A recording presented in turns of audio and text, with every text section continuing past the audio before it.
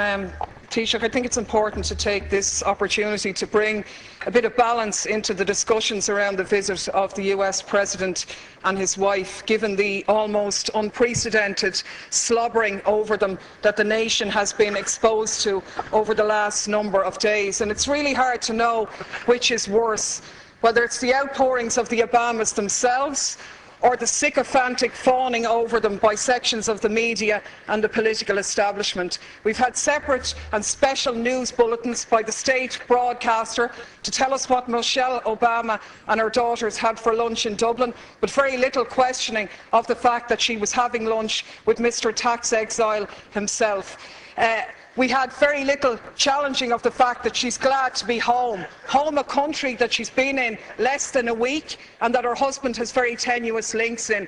And of course, the biggest irony of all, the protestations of Obama himself in his speech to the children in Northern Ireland about peace, when he said, "Those who choose a path of peace, I promise you that the United States of America will support you every step of the way. We will be the wind at your back." Now I ask you, is this person going for the Hypocrite of the Century award?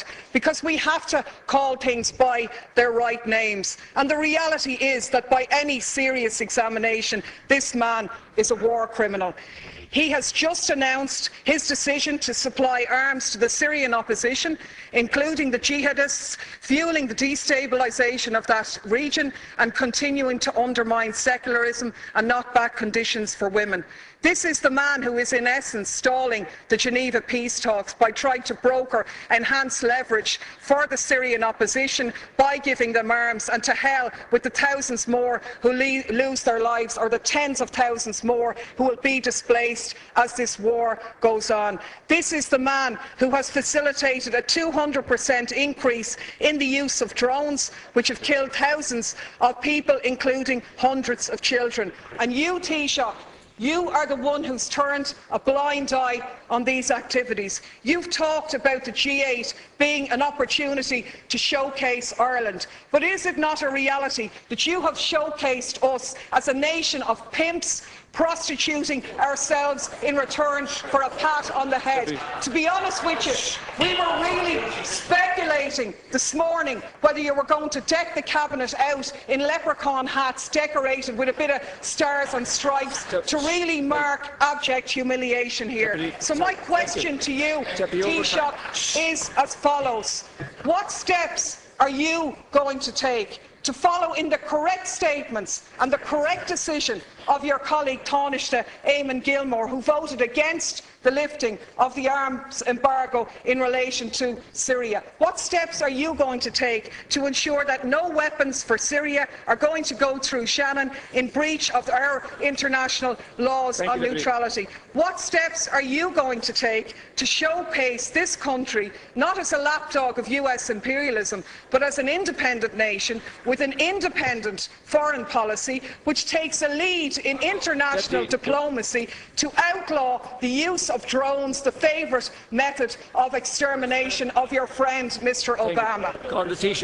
Thanks, Ceann Comhairle. Of course I said nothing about the Northern Ireland peace process, a process which everybody supports, but is not one that gives you a licence to do whatever you like anywhere else around the globe. There isn't much peace in Iraq, where 26 people lost their lives yesterday. There isn't much peace in Afghanistan. There isn't much peace in Pakistan, and there certainly isn't much peace in Syria.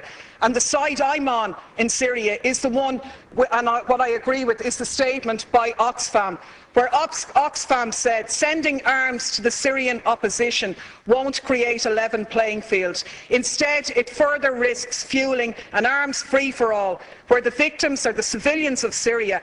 Our experience tells us that the crisis will only drag on for longer if arms are poured in. And that's in essence what the Americans have done here. I can only take from your non-answer to the question that you were asked is that you're going to take no steps to ensure that those arms will not be sent through Shannon in breach of our neutrality. You said here last week no arms ever came through Shannon. How do you know that, seeing as no investigations take place? The reality is, in 2012, 548 US planes landed in Shannon. How do you know what was on them if you haven't examined them?